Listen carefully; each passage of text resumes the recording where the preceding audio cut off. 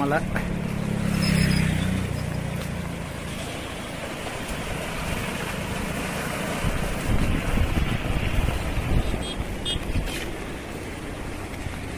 பாலம் தான் இது. இன்னும் அந்த பாலத்தை ஒட்டி எப்போ என்னமோ ஓடுது. ஆள்லாம் உள்ள மாட்டினோம்னா அவ்வளவு ஜோலியா முடிஞ்சது. இன்னும் நம்ம அந்த ஒரு தடவை அங்க போனோம். இங்கே வருங்க, இதே எவ்வளவு மேடு, இது தண்ணி ஃபுல்லா போகுது.